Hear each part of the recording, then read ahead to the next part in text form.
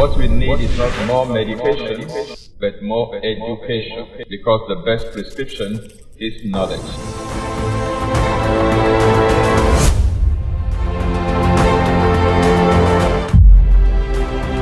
This is Exposé coming to you live from Lagos, Nigeria, every Monday on Instagram, YouTube, and Facebook simultaneously. I'm the regular host, Tony Akinyemi. Don't forget, what we need is not more medication, but more education, because the best prescription is knowledge.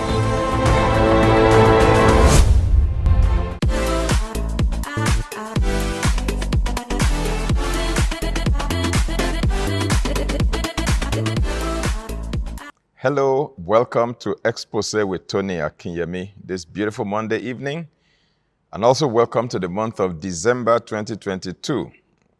This is the last month of this wonderful year. For those of us who live in this part of the world, we have every cause to thank God that we made it to this point. Of course, I'm aware that the challenge is global. Economic challenges, political challenges, maybe even spiritual challenges. But for those of us who live in Africa, and particularly those of us who live in Nigeria, it's been a very, very challenging time and season. The grace of God that has brought us this far is the reason that we are still standing, and we pray that that grace will continue in our lives and take us to the very end of the year. And if Christ tarries, we will cross into the brand new year 2023 in a matter of weeks. We thank God for His sustaining grace. We thank God for His mercies. We thank God for His love. We thank God for His preservation, His protection, His provision. We thank God for salvation. We thank God for deliverance. We thank God for healing. We thank God for those who have had babies this year, those who have been promoted this year, those who have been delivered this year from all sorts of things, from kidnappers, from accidents, from attacks of various sorts, those who have been delivered from debt, DEBT, and those who have been delivered from death, DEATH. We have cause to give thanks to God. Somebody might say, well, what is there to thank God for in this year, 2022? Well, the fact that you made it to the last month of the year is one major cause to give thanks to God. You are still alive. You are still standing. And the Bible says, to him that is joined to the living, there is hope. Because you are still breathing, it means there is hope for you. There's a little experiment I normally ask people to carry out to find out if there is still hope for them in this life. I ask them to put their hand gently on their chest and feel if their heart is still beating. If your heart is still beating, it means there is still hope for you. You are still alive. You are not buried. You are not under the ground. Glory be to God. Now, we've been talking about fertility or infertility since we started this series. And we've been emphasizing, in particular, at the beginning, male infertility. I have looked at so many factors, and today we continue that beautiful conversation. We've looked at pre-testicular factors, we've looked at testicular factors, and we've looked at post-testicular factors that contribute to male infertility. Today, I want to break it down into bite sizes. And you know, I mentioned in an earlier episode that infertility in a couple, that is the man and the woman combined, can be traced to at least 25 factors. 25 factors that may contribute to infertility. All I've been doing so far is categorization, categorizing them to problems that are congenital, that is, that a person is born with, and problems that are acquired. Those are two broad categories. And then in terms of the reproductive organs in the male, we have also done three categories. We have the pre-testicular. We have, that is, issues that have to do with lifestyle, diet, habits, the environment, congenital issues that are problems that one was born with. And then we looked at testicular factors, problems that have to do with the testicles, the testes in men. And then we looked at post-testicular factors, factors that have to do with the accessory units, accessory items around the testicles that can contribute to male infertility. Those are the categorizations that we have done. Right now, what I want to do today is to summarize and give you at least 16 bite sizes in terms of causes of male infertility.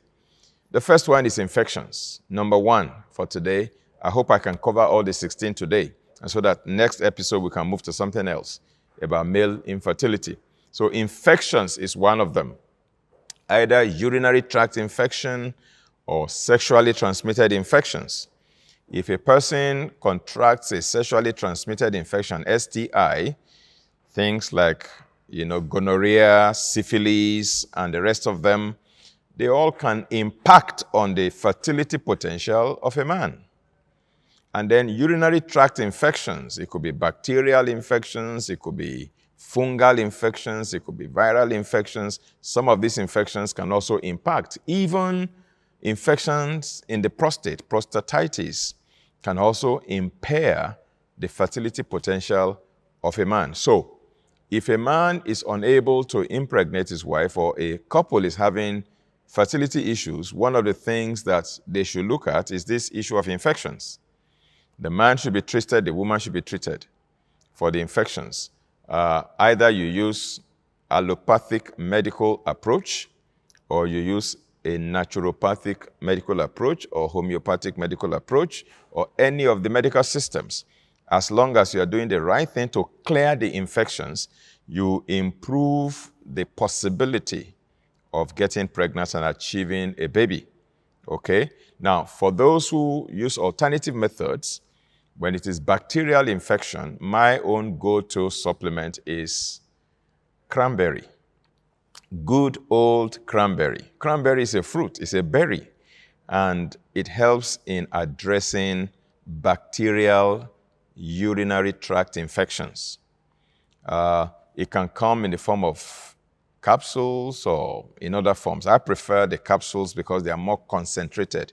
Cranberry juice out there really doesn't have not much to offer, in my opinion, because the juices, cranberry juice in the bottles in the supermarket shelves, have been so diluted that they've lost their potency. And some of them are even further sweetened with either sugar or high fructose corn syrup, or even artificial sweeteners, things that are no for me. So I would suggest that if you have access to the fresh cranberry fruits, you can go for that. If you don't have access to it, then go ahead and get cranberry capsules. Now, the active ingredient in cranberry that helps to address bacterial infections, urinary tract infections, is called D-mannose. D, capital letter D, dash, M-A-N-N-O-S-E, D-mannose. That's the active ingredient that is extracted from cranberry that helps with bacterial infection. It doesn't help much with fungal or viral infections, but bacterial infection. But if your infection is caused by a fungus, maybe Candida albicans or any other fungus for that matter, then you need to deal with that with another remedy, not cranberry. Cranberry only addresses bacterial, to the best of my knowledge. Okay, but when it comes to fungal, I normally use a combination of substances, of supplements, because fungal infection could be very stubborn. Bacterial infection can clear in a week or a little more, but fungal infection may take a month or 3 months, thereabout, to clear. So when you're dealing with fungal infection, you have to be painstaking. And I use things like olive leaf extract in the form of a supplement. Olive leaf extract as one.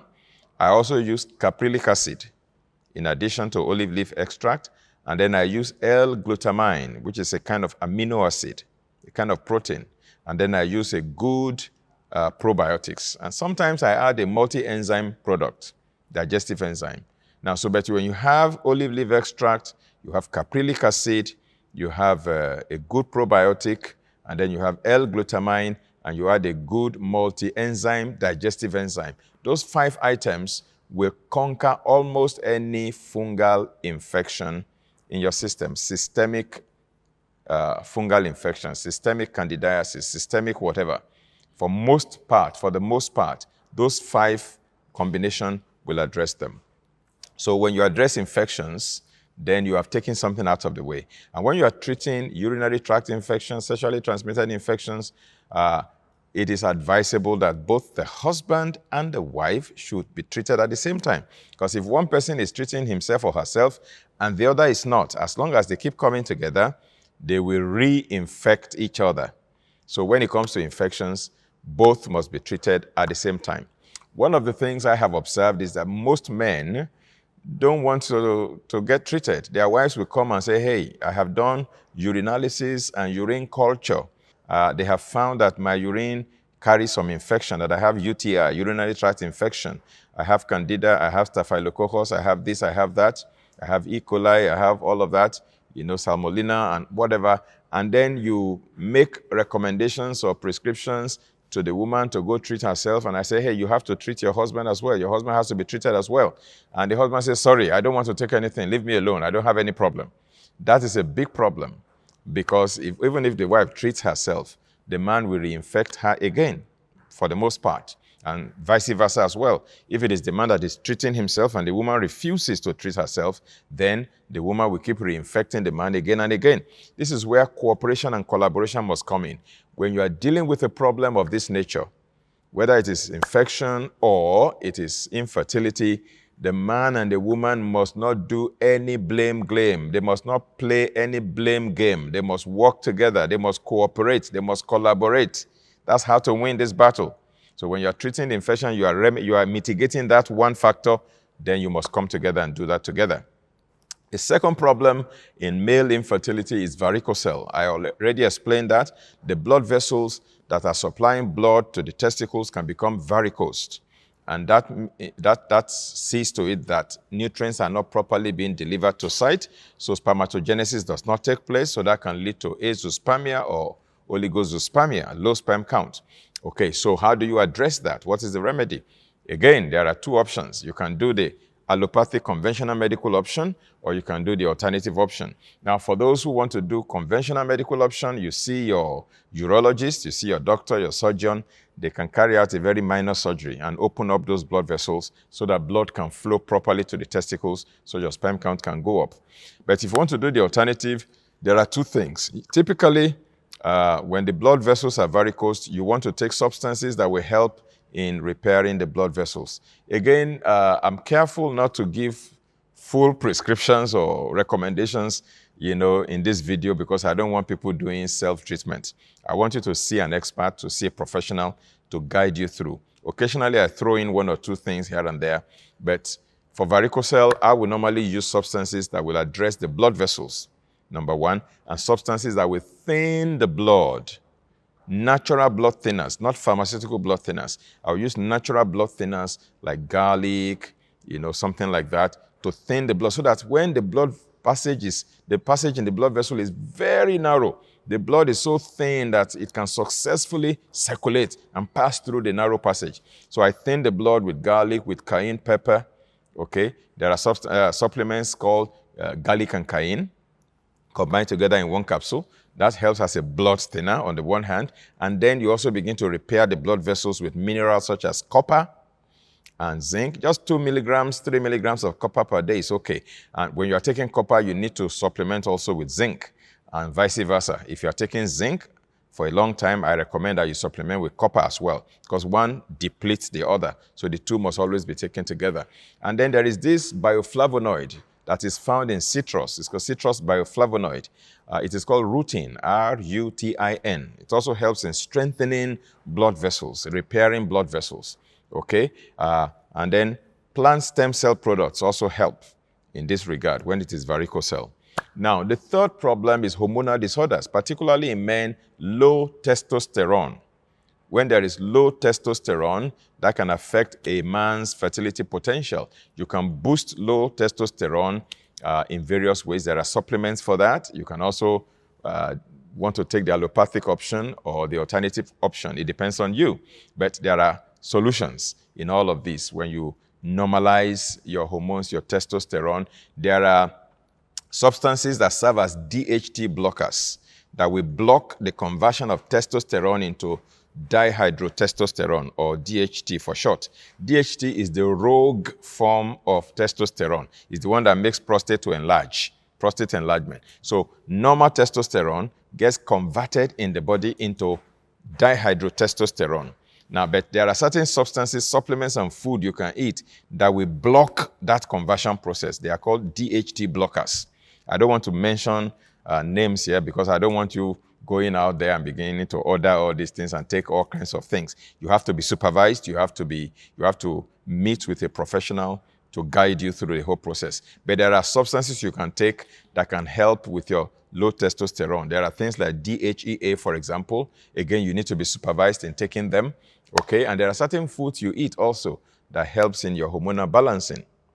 The fourth cause of male infertility is defect in the chromosomes. Again, that is another thing that can make a man not to be able to successfully, father a child. And sometimes some of the defects in the chromosomes, even when they are able to father children, they can also transmit some disorders to the children.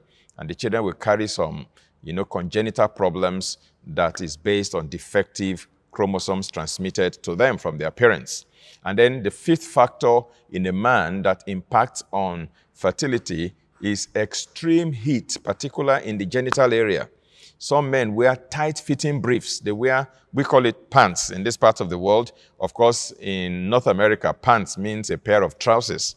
We call them trousers here. They call them pants over there. What we call pants here in Nigeria, in West Africa, is what they call briefs, men briefs, the one we wear, the underwear, the briefs, or the pants in this part of the world, okay?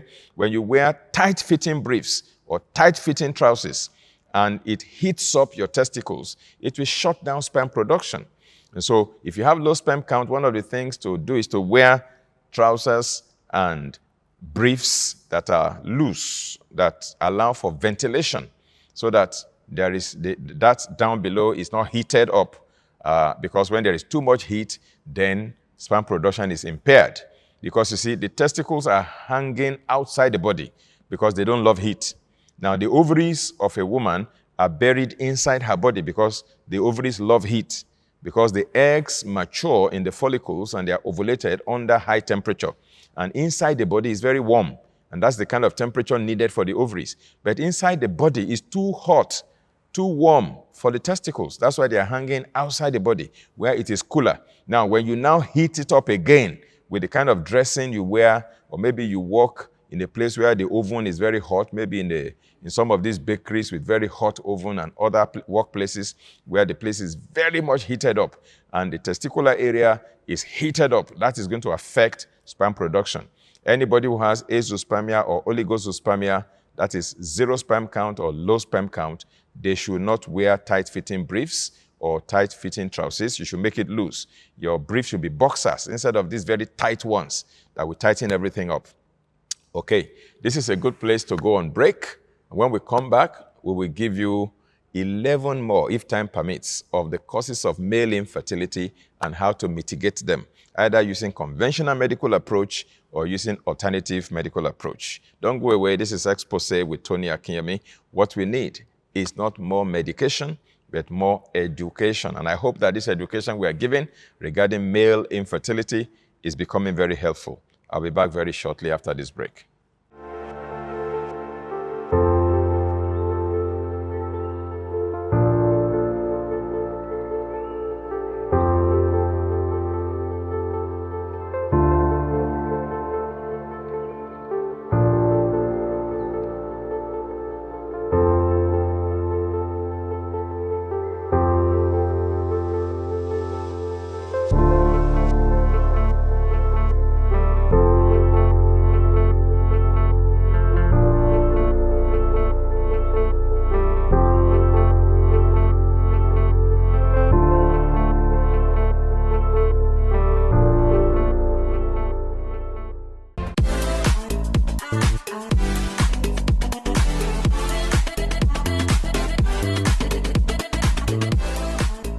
Welcome back. This is still Exposé with Tony Akinyemi. To be informed is to be transformed. To be uninformed is to be deformed. Let me also ask you here to please click on that subscribe button if you haven't done so yet on YouTube, and like us on Facebook if you haven't done so. I jocularly tell people, even if you don't like my face, at least like me on Facebook. That's how to get benefits from this production. If you don't like me in real life, and you also don't like me on Facebook, then you miss all the goodies that I'm bringing your way. But even if you don't like me in real life, if you like me on Facebook, at least you have access to all these wonderful educational videos. So please, go ahead, those of you watching on Facebook, and like us on Facebook.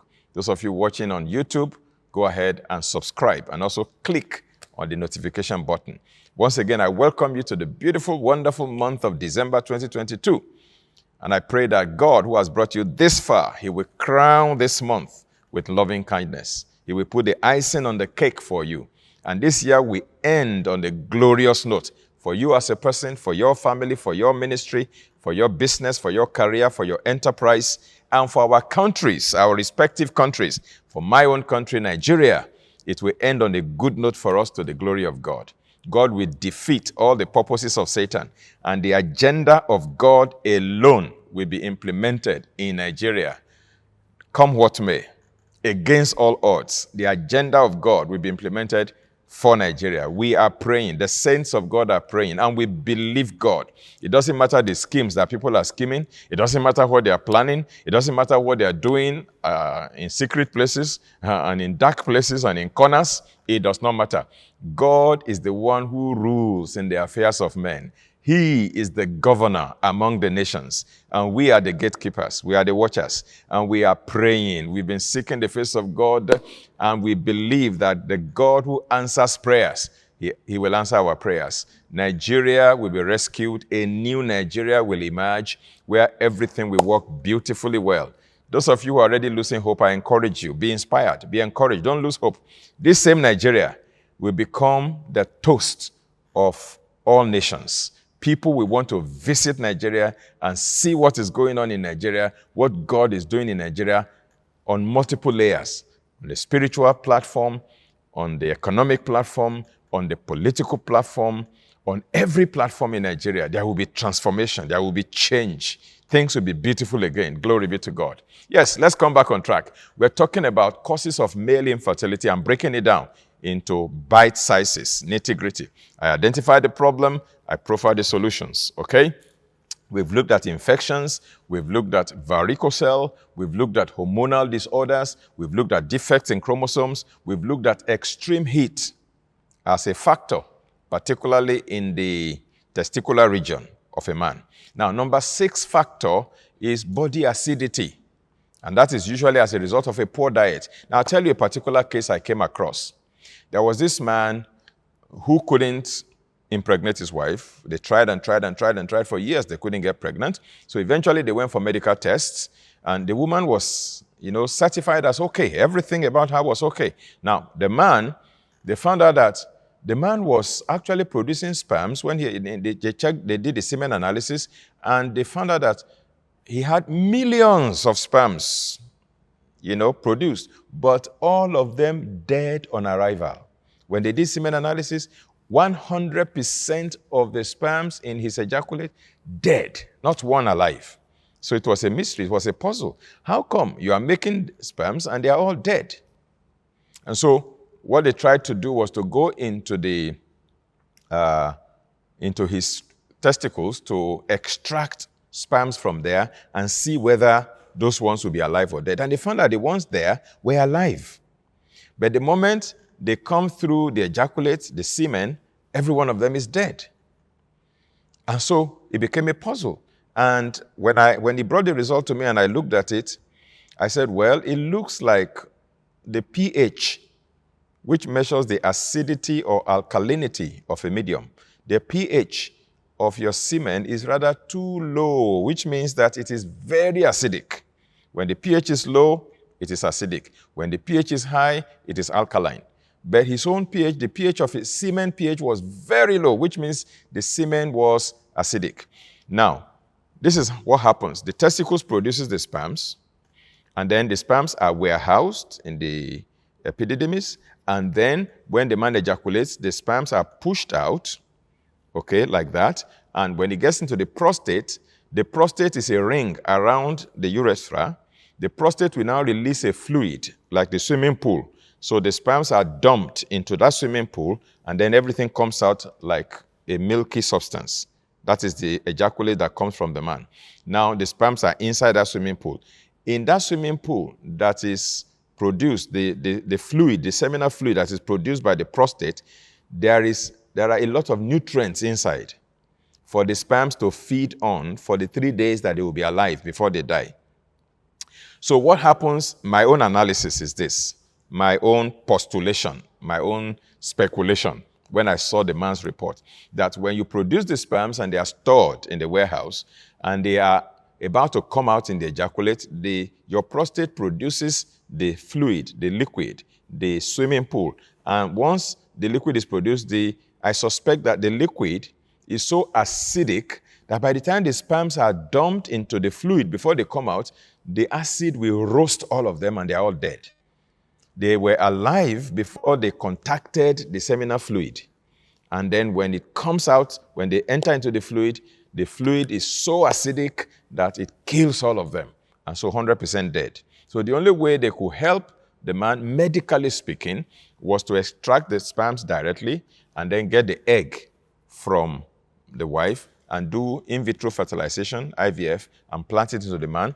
The other option, the alternative medicine option, is for the man to accept to change his diet and lifestyle to alkalize his body, so that henceforth, after a while, the ejaculate, the seminal fluid and the things that he releases, the semen, is no longer acidic, and then the sperms won't die inside it.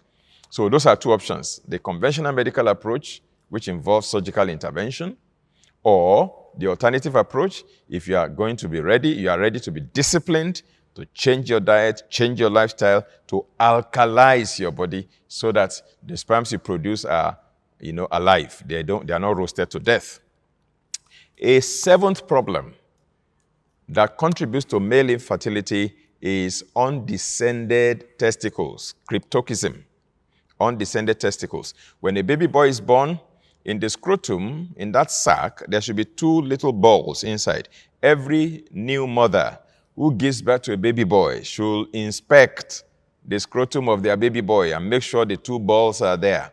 If the balls are not inside there, it means that they are buried inside the body of the baby. They have not descended. They are called undescended testicles.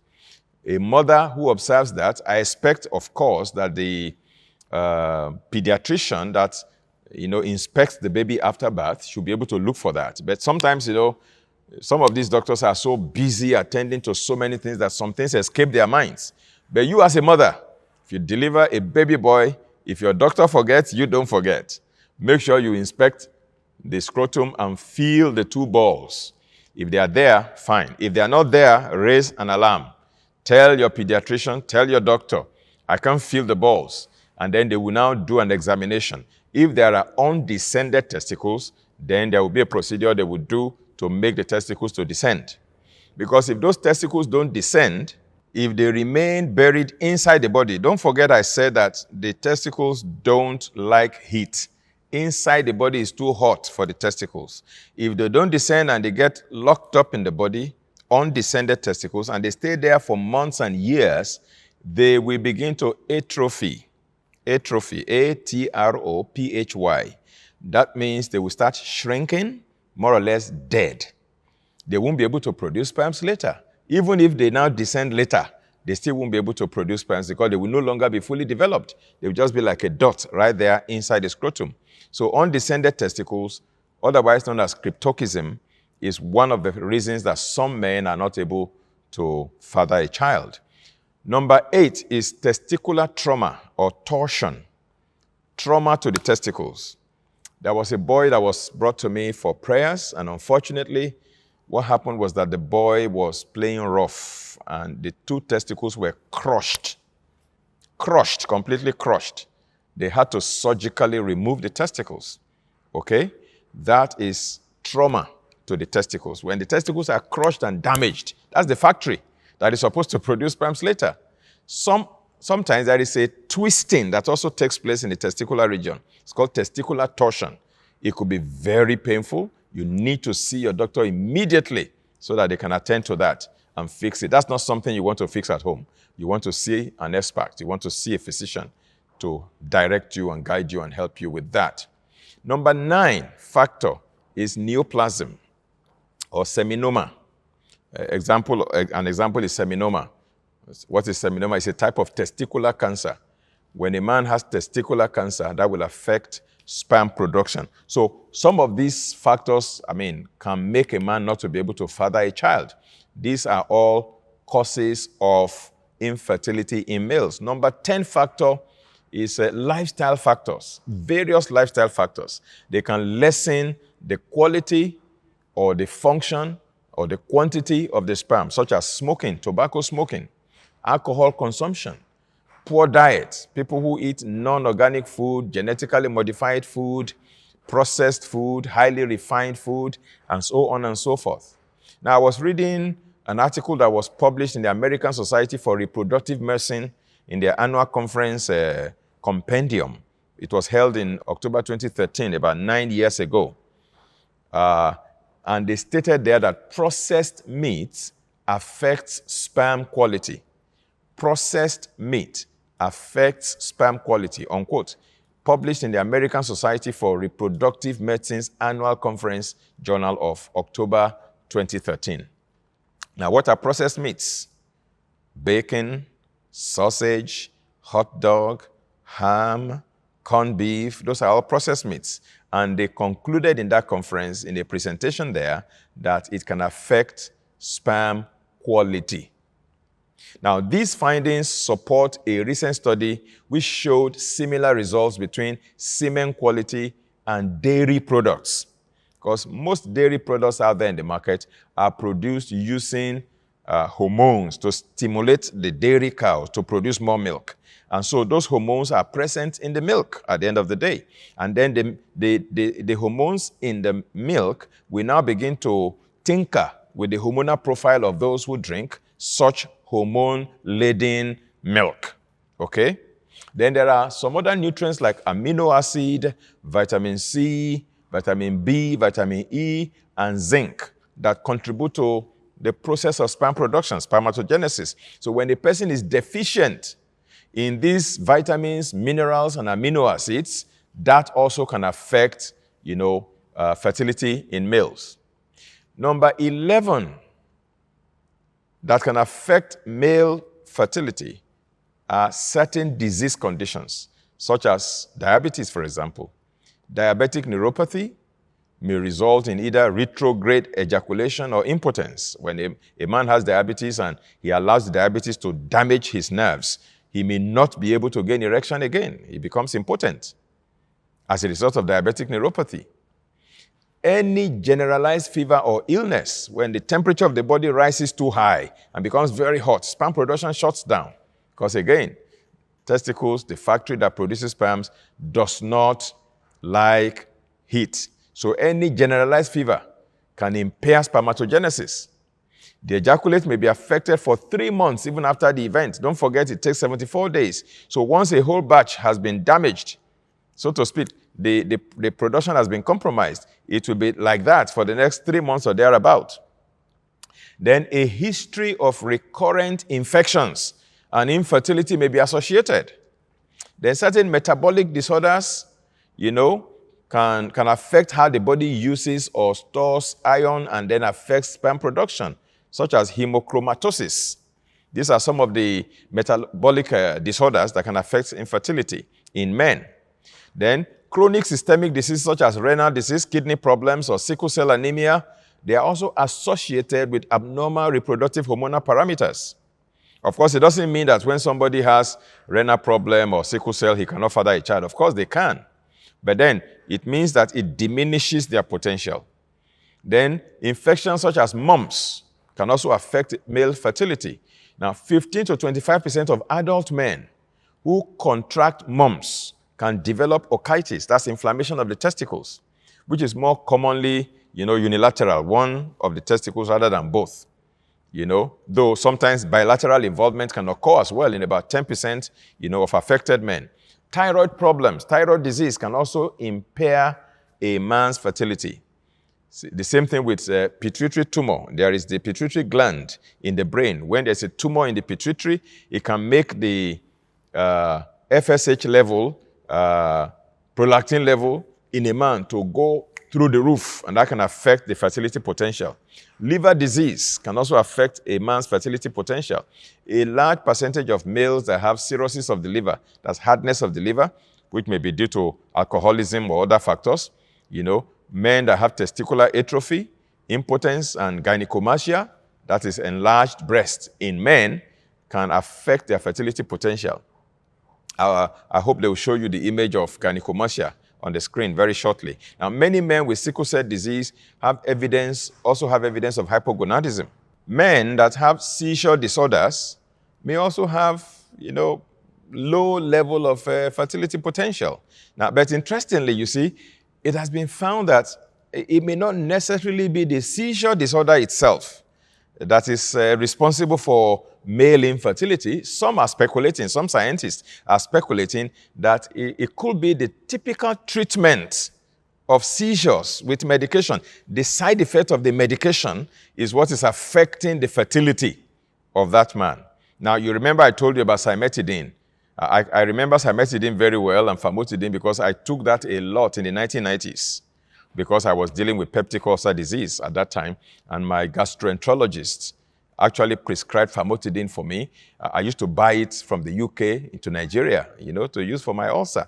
When I couldn't find it again, there was an alternative in Nigeria that a pharmacist recommended for me at that time in the 1990s called cimetidine. One day I just brought out the leaflet to read, to see what the side effects are, and I saw there that it could cause low sperm count in men. And so when a man also has seizures, and then is treated with some drugs like, dilantine or dilantine, whatever the name is called, it actually increases the follicle-stimulating hormone, FSH, in men.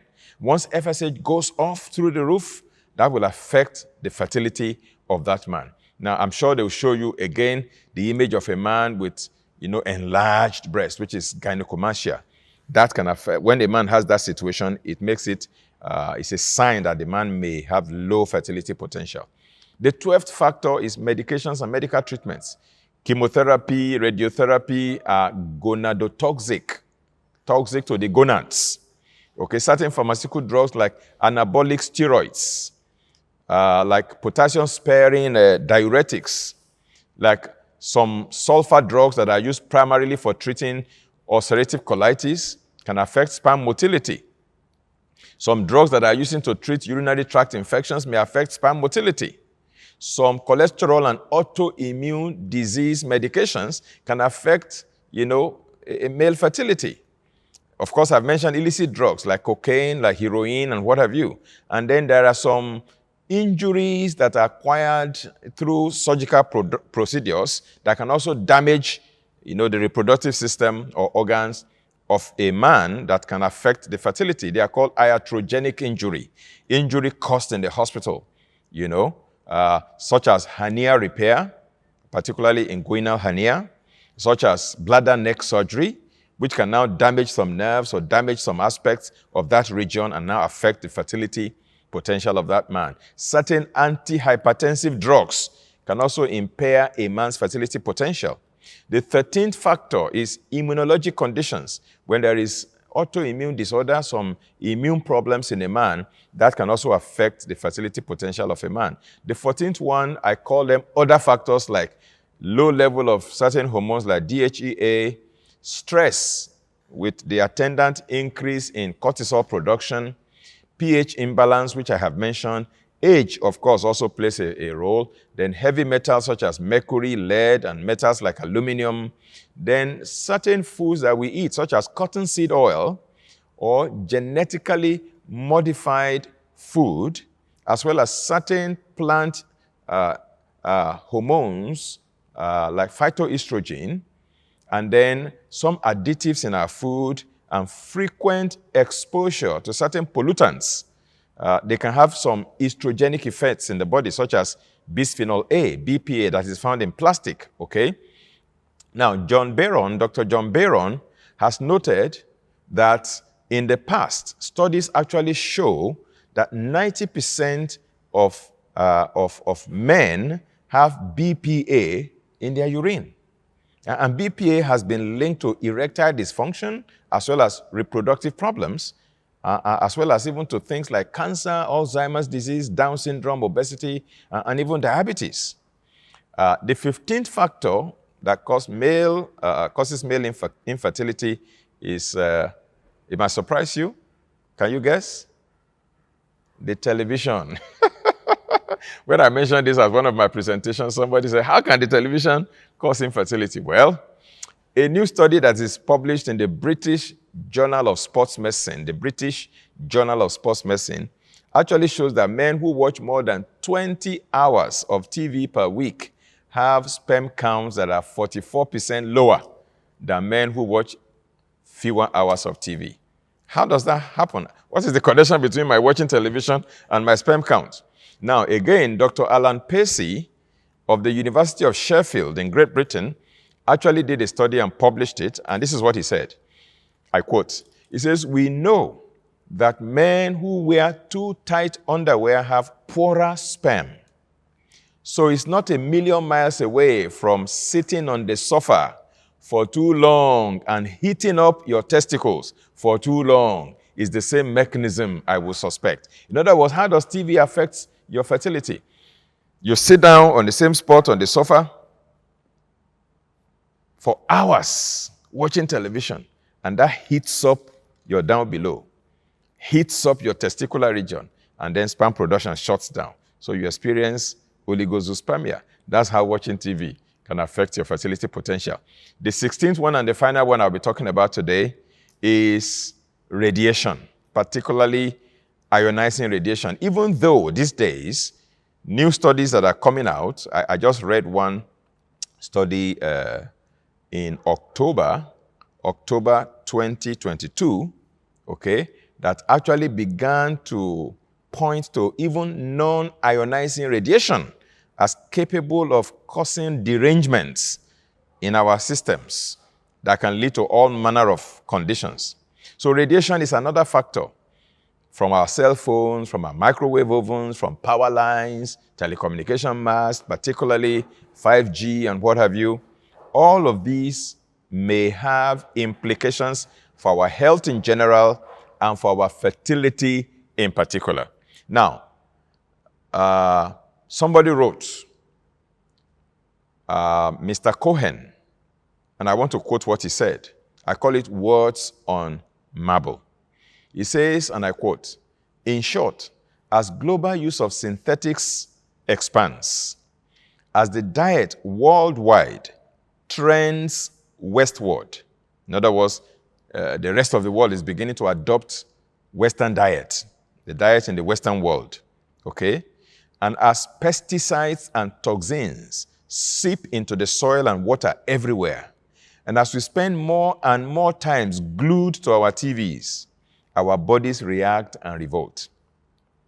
One manifestation that revolt may be, one manifestation of that revolt may be the ever-dwindling average sperm count that could eventually lead to a sterility crisis. That's the stuff of science fiction. Right now, it seems that significant exercise can counteract the negative effects to some degree, at least if you don't spend too much time glued to the TV. But the message is clear. We've got to clean up our acts if we want to live longer and prosper. This is how far we can go today on male infertility. We are not done with male infertility. We are still going to do one more episode on male infertility. I want to summarize everything we've been doing and tie them together so you can connect the dots. After that, we will then begin to look at female infertility. Thank you for spending your Monday evening with me on Exposé with Tony Akinyemi. Once again, let me remind you to subscribe to our channel on YouTube. Press the notification button so that you are notified whenever we load a new video or we come live. And also share this video with your friends and family. Give us a thumbs up as well in case you enjoyed the video. I pray again for families that are believing God for the fruit of the womb, that 2023 will be your year when you will carry your own baby in your hands to the glory of God. All things will work in your favor in Jesus' name. Amen. Bye-bye and have a beautiful week ahead.